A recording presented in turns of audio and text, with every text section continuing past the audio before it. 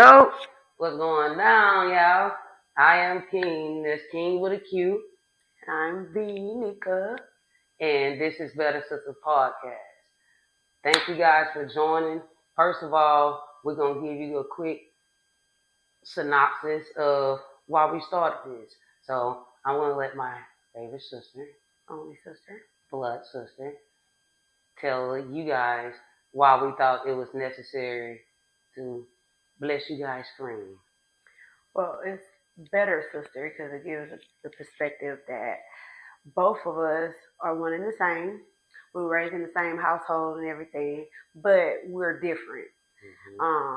And looks are deceiving. I may look girly and everything like that, but she's, for me, more girly, diva-ish, dramatic than I am. Not to say I'm not spoiled or anything like that, but I mean, she's a stud, but hey, I feel like she's more girlier than I am. And in the Black community, like, people need to understand that it's okay to have different perspectives. Looks are deceiving. It's okay not to be in poverty. It's okay for that too. And that's a big one. People look the way they are, but that's not always the case. And that's why we call this the better sister. One day she might be, and one day I might be. Yes. But we all kind of have the same thought process. Well, not we all, me and her, because y'all niggas is cooked. Okay? And if the shoe fit, wear it, baby. Steal it out the store, don't buy it. Okay. But really, no, essentially, like she said, everybody see me as a stud, and I really hate that because I normally don't call myself a stud because we don't go around and say, that's a chick that date men.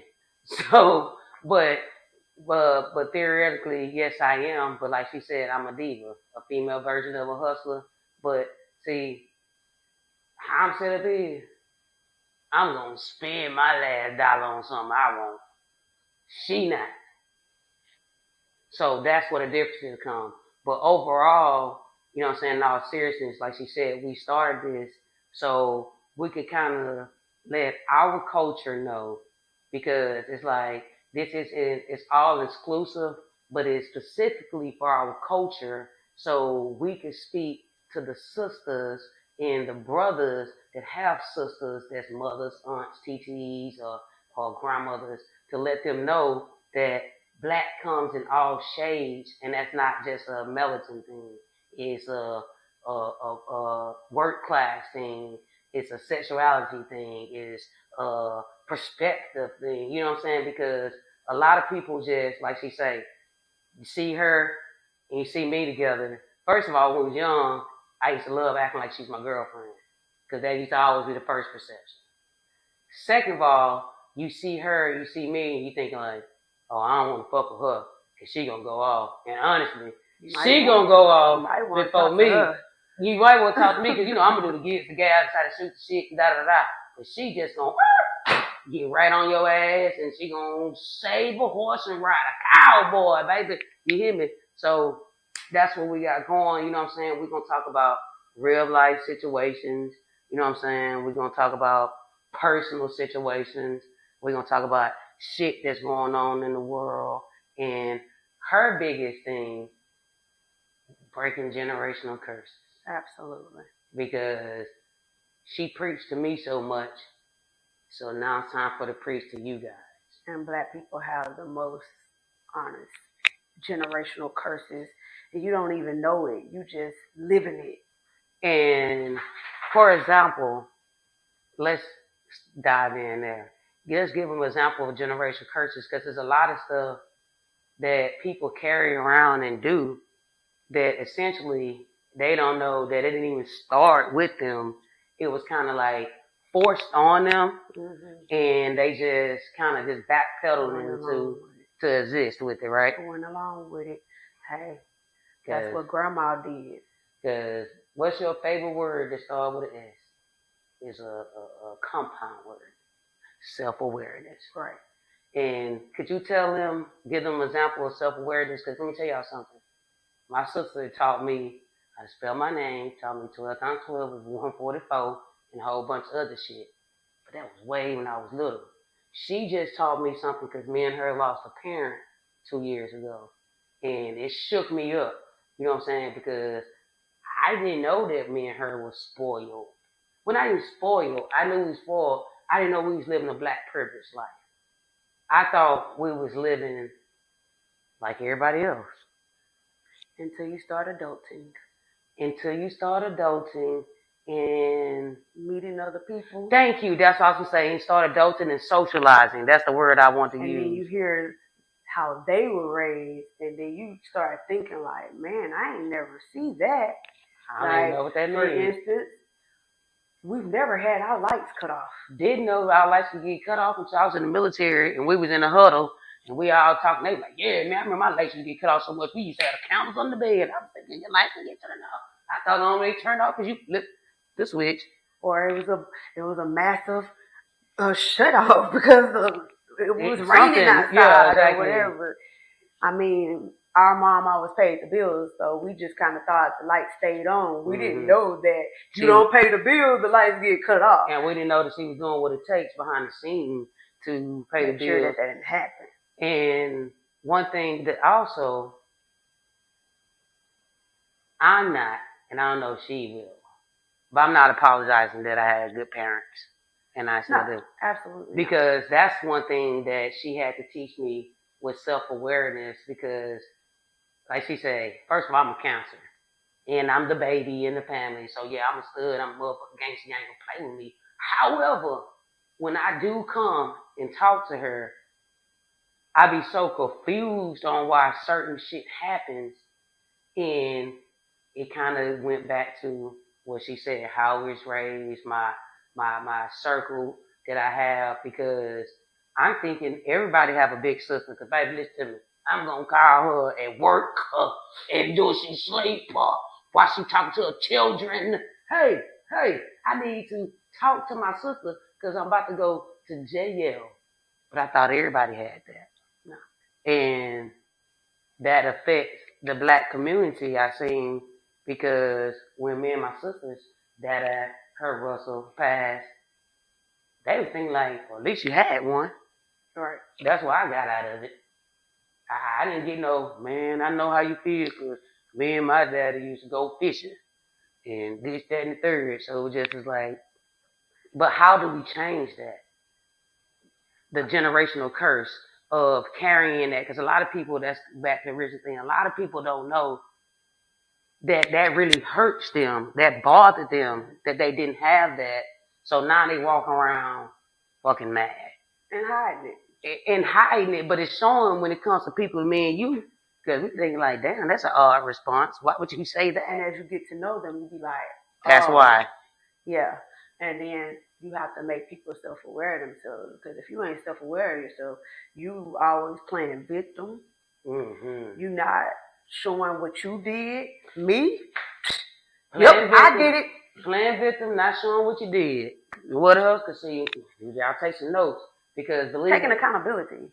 Oh! Now that's my favorite word. Accountability. I would spell it, but I will leave out so many words. Get on your phone, say, or hey Siri, what does accountability mean? And let it tell you. But that's my favorite because that's over playing victim. I think accountability and playing victim is kind of like they go together. Because once you're aware of yourself to be accountable. But if you're not aware of yourself and you don't take accountability, you play victim. Exactly.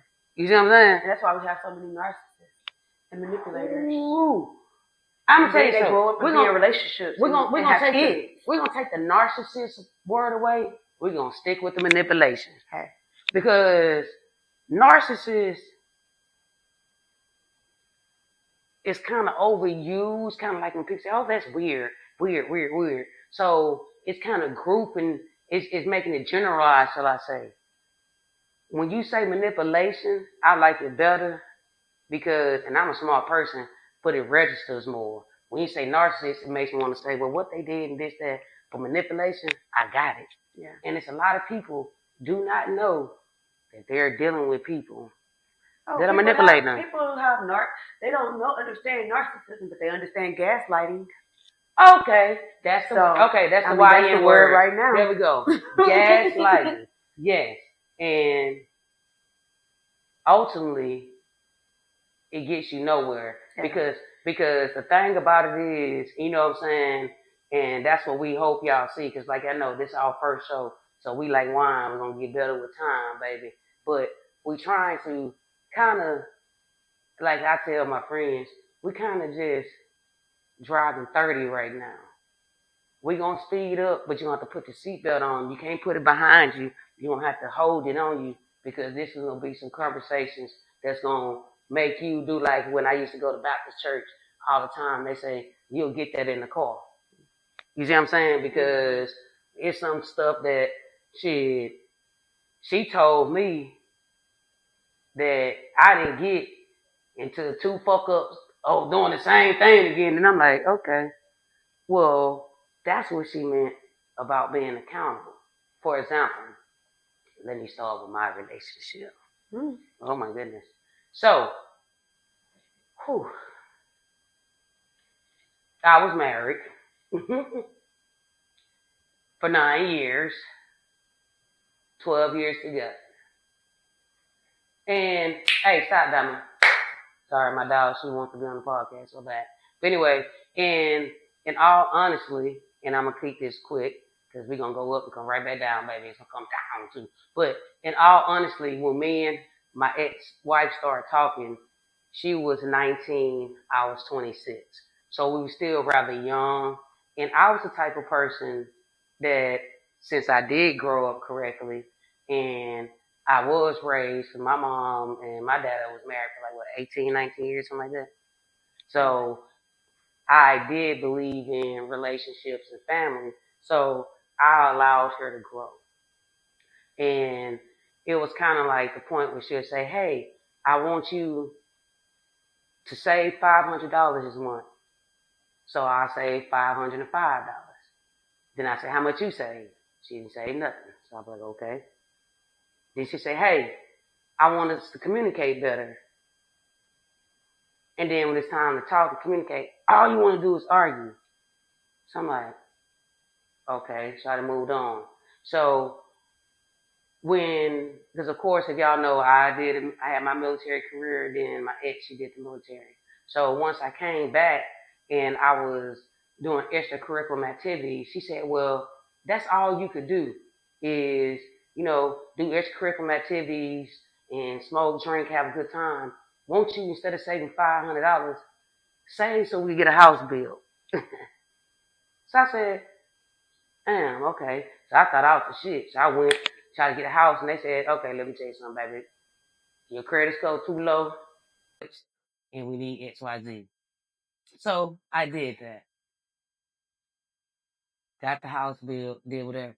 But in the midst of getting the house built, she didn't help, like, with the credit stuff. She didn't help, like, the down payment and all that. What was the tip of the iceberg, because, mind you, so she's still here, and I'm here. The tip of the iceberg was because materialistic stuff is stuff that you can replace. When my dad had passed, I needed her to be there for me like I had been there for her, if you want to say monetary, mentally, spiritually, all that stuff. She was not. I was in a point of confusion because I thought it was something that I had did wrong. Because even though every time she said do this, and she set the scale of 4, I'm gonna go to 5. She said 6, I'm gonna go to 7. But that was a part of the gaslighting and the manipulation that was had because one, like I said, we was raised differently. And two, some people are not self-aware enough to take accountability for their lack of what they have. So instead, they gaslight you to take the attention off themselves to make you feel a certain type of way. So to speed the story up, we end up getting divorced. the last 2 years and a half years, because of that relationship, I done had like two side relationships and one relationship that was so toxic that made me just be single because I understood what happened. Because she was younger than me, and in my head, after I talked to people, I felt like she thought we were supposed to be on the same level, but she didn't respect all the trials and tribulations. I'm 40. She's in her 20s. Baby, do you know how much shit I done went through from being 20 something to 40? So we can't ever be on the same level. Then, like I tell people, I work too motherfucking hard and I'm too small. When I die, my brain will live 5 years. So we might as well donate that to science so they can have it. So, and that's the easy version of my shit, because I'm gonna let my sister tell it. But with that, it kind of allowed me to go back to the foundation of, I know that I'm self-aware. I know I don't gaslight. I know I don't manipulate, and I know I take accountability. So if I'm not with a like-minded person, I need to focus on myself. Absolutely. Now let's talk about you almost getting trapped in the closet. Or you want to talk about how you Per should, se. or how you should have Stock and Stanley. Per se. I'm not gonna let that happen. But being self-aware is a part of that. That's what kind of helps or lack thereof the relationship. Because me, I'm like, start seeing red flags. I probably could have seen it sooner, but I seen it in a better way because it didn't get to the point where it could have. The last relationship got to. Correct. It didn't get that far because I started paying attention more and I'm aware of what I'm doing and what the person's doing. I'm acknowledging what I'm doing. And then when the person's not acknowledging what they're doing, I'm like, okay, red flag. Even though cheating's not happening, no toxic environment where we're arguing all the time. What? That don't always have to happen for it to be a red flag. That's a red flag. It is. If everything is perfect, then that's a red flag. And then when something does happen and you're always the blame and they're perfect, it's nobody that's perfect. Okay? Ever. Everybody has something. And so if I'm accepting what you're saying and I'm like, but what do you do? And you're like, I do nothing, then that's a red flag. So me, the type of person I am is like, it might be the most minute thing it is, but then I'm paying attention. I'm like, okay, this person just gaslighting me because I was in a good mood and they changed the whole dynamic on me. And now it's like, we arguing and you don't even know why. And I'm like, how did this even start? Because I was happy at the beginning of the conversation. And it's like, I'm trying to think, like, where did this happen? And how many times has this happened? Yeah, it happened like 4 other times over a 2-year span. And like people, like I said, people would think that's good. But then I was like, no, I need to scale myself back. And I'm like, okay, I need to think about this more because this is just not. And luckily I did. Can you be with people that you think, is it possible that, like the young people say, that you're sleeping with the enemy? Is it possible that people, because you always say this, so I'm gonna make you say it on camera, that they're jealous of you? Not the materialistic you, but the you that you naturally are. Oh, absolutely. Because even if you're in a relationship with them, absolutely, it's like envy, and a lot of people don't like the word jealous, but it's envy because you like that person and who they are, but you envious of who they are, and I can't help who I am. And ever since I was a child, I find that I don't really get along with females. And it's not a me thing. It's a everybody else thing. Because people think that I think that I'm better than everybody else. I was waiting for you to say that. And I'm not. But, and you are. You know what? No, it's not a monetary thing. The reason why I say that you're better than the people who think that you think you're better, the knowledge of myself, not even the knowledge of yourself and the person that you really are, because they sit there judging. I known you my whole life. It's never a time you said, girl, let me tell you about Samantha, old bald headed, no teeth. Never. I'm always talking about my problems. No. It's me versus me. Exactly. I'm not even thinking about you. I'm thinking about what I done did in my life and how it's fucked up and it's not where I want it to be. And see, I'm not even thinking about what you done did and how I want what you got. I'm thinking about what I want and how I'm not there yet. And how I'm going to get it for myself. Exactly. But see, let me tell you, it's so funny. When she said the me versus me, man, I was just talking about this. I had that damn ringtone for so damn long. I had to turn it off because I was singing in my head. I didn't even think my phone ringing on. Because I ain't doing that. And then my next favorite thing is people always say, like she say, you think you're better than me. I tell them, I know I'm better than you. You know why? Because I'm not comparing myself to you. Somebody else. So comparison is a thief of joy. Then secondly, I tell them, honestly, I don't even think about you. Like, and it's not me being fucked up, but like she say, I'm trying to be a better version than I was of myself yesterday, last year, last month, so on and so forth, because shit, I'm tight on myself. You know what I'm saying? We raised by our mama. Shit, our mama still going. You know what I'm saying? Like I tell people, I'm trying to be like my mama. I'm not worried about y'all. Cause like, not to be funny, but it's like, baby, what y'all doing, I could do that in 2 days. What you do in a month, I could do in 2 days, and I'm gonna be like, what else I do? So instead of me comparing myself to y'all, I try to make myself knowledgeable to help y'all. But it's funny because that's not everyone's way.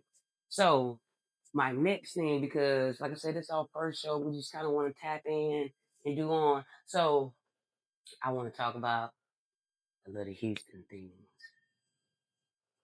So like I told y'all, I was talking to this young girl and she's a dancer, she's in life. So one day I was in my house and I went up, I'm upstairs and I looked at my phone because she's not in the bed and she's like, oh yeah, Griselda's here, which is Cartel Bow's baby mama, right? And which is the local Houston rapper. And it kind of ties back into the relationship shit, but not just intimate relationship shit, friendships. Because there's a lot of gaslighting and fucked up shit going on with friendships as well. Because where I'm getting with this is two things. The baby mama Cartel Bow really used my ex because she really didn't have nowhere to stay. But when I came and she kind of seen my energy, it kind of nixed it. But I was trying to tell my ex, hey, stay out of that because they doing too much. And what just happened last week, nigga? They picked him up. She went to the house, quote unquote, to pick up the son. Mm-hmm. He snatched her ass in there, put her in the closet, stripped her all her clothes up her drawers, and had her handcuffed in there for 4 days. So that kind of just lets you know, because see, I'm the type person, I see trouble far ahead, I avoid it. But then too, I like to mind my business. That's why when people say, what you think? Nothing. Because when I'm going through my shit, I don't want you in my business either. Right. Because that's what makes a lot of messy. Like with my sister. Nah, I don't care, because it's like, shit, if them hoes get beat up, they get beat up, and she never mess with me. I'm going to tell them everything them hoes did.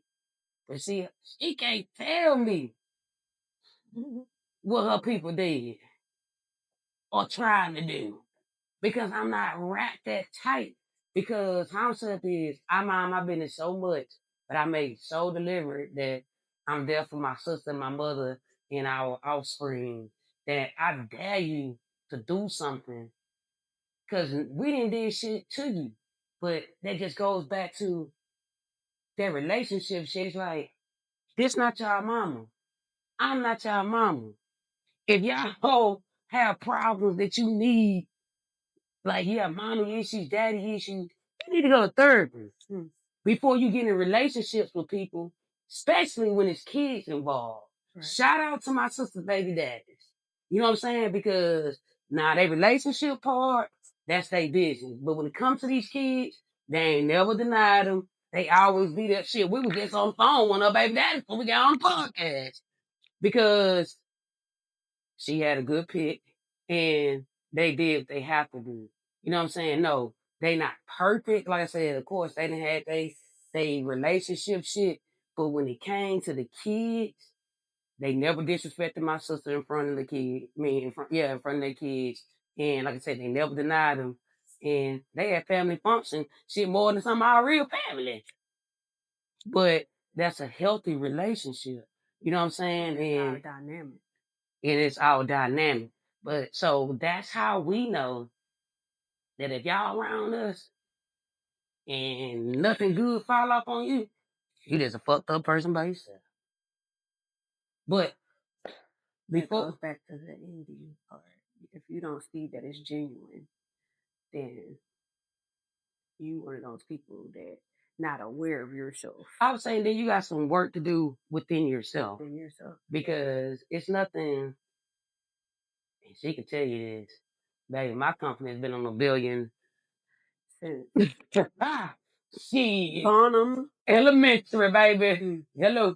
Shout out to Bonham, baby. I got put out of foster pussies. But guess what? Bonham was cool. I had a great time and I didn't get to meet what her name is.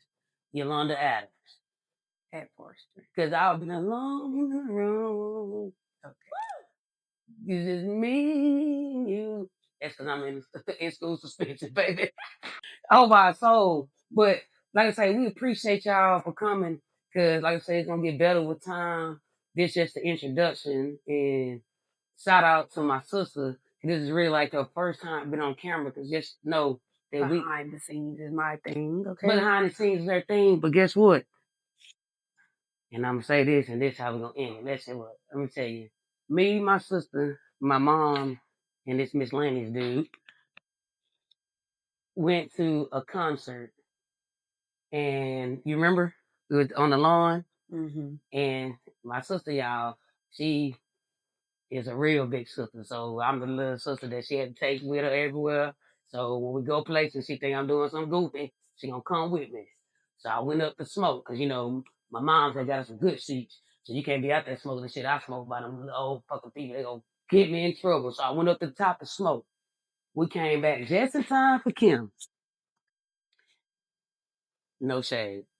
He's not the cutest bear. And we ain't call him bear because them bears would be adorable. Okay, I just see some cute bears. He's not the cutest human being, physically looking, but inside he's beautiful. But he said something. This was like what 6 or 7 years ago now. Yeah. And he said something that stuck with me, but I didn't put it into play until recently. And it's gonna tie into why she's on camera. See, he said, I wrote so many songs for people, right? I wrote so many hooks and beats, and I helped them organize and orchestrate the songs, but it just wasn't going right. They wasn't singing it right. He said it wasn't until what?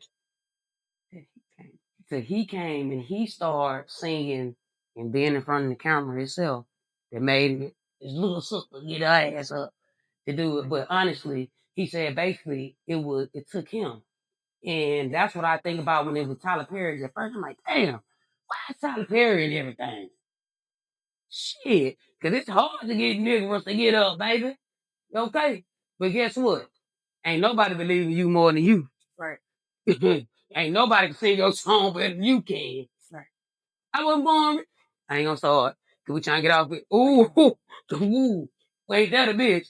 That bro shit was for the buzz. But honestly, so that's what we got started here. So don't get too comfortable hearing the cadence of my voice because the more we do it, the more comfortable we gonna do it. And then, like most people, we got shit to do. So that's how you know that this is something that's a passion. Cause she got 3 or 4 other things to do. I got really nothing to do, but I'm gonna find something to do. But in all seriousness, we just wanted to come here, you know what I'm saying, and invite y'all to our new journey, our new adventure, to kind of let us, while y'all helping us, we gonna help you. Cause a lot of times, and this is my closing statement, a lot of times, guys, when you say stuff to other people, you really talking to yourself. It's just you got to hear it out loud. Oh, black. You see that book?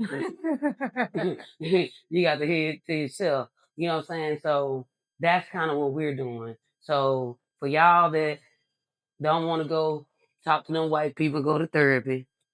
Tune in. Tune in.